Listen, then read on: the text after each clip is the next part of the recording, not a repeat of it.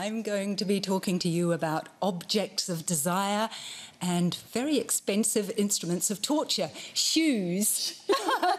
A new exhibition has just opened at the Victoria and Albert Museum in London, all about shoes, about their power to transform, like with Cinderella, the glass slipper being the symbol of her transformation from a scullery maid to a princess, about the status of shoes.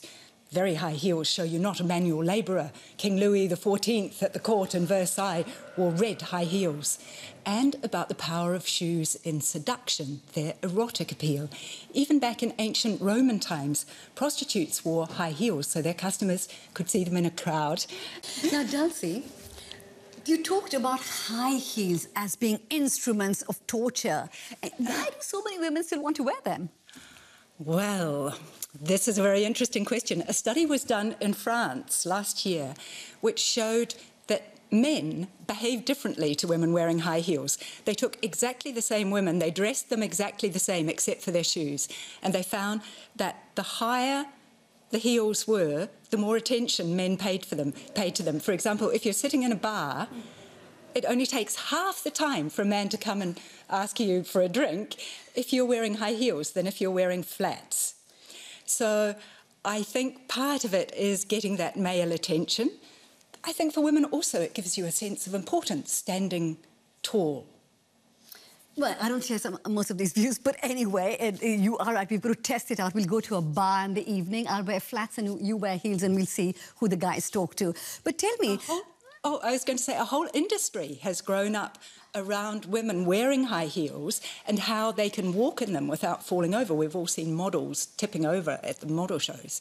Well, in Berlin, there are classes going on teaching women exercises, dances, exercises, stretching and flexing to build your strength and to learn how to walk sexily in heels. It's a big fashion at the moment, learning to walk in heels. I see. But one of the distortions which have arisen from the fact that they want women to have dainty, pretty little feet is in China, where they used to bind the feet of women to give them what in the modern world is called a bondage walk.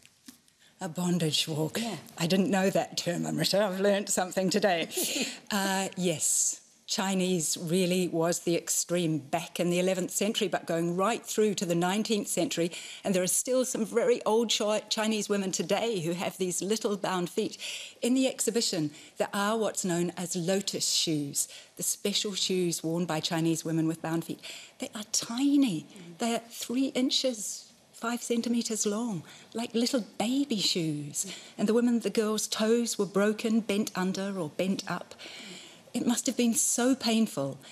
The interesting thing is there was so much societal pressure that women did that. They chose to do it for themselves. It wasn't necessarily something that was forced upon them. Later on, you didn't get a husband if you had big, ugly feet. So there's something weird going on in our minds, I think. Enough about women and shoes. What about men? What is their relationship to shoes? Oh, I think that differs as much as men differ. Some women are very into women's shoes with high heels, and like the study in France showed, they like a woman who seems a little bit helpless. But men themselves, I think they are almost as obsessive. Some men, you know how they're really into brands with their trainers? They have to have the right, you see teenagers, they have to have the right brand of sports shoes in order to fit in with their social group. Or even the former Pope with his little red slippers. Shoes can endow status on a man as much as for a woman. Businessmen with their handcrafted leather shoes. So I think it's going on with all of us, this very weird obsession with the ends of our feet.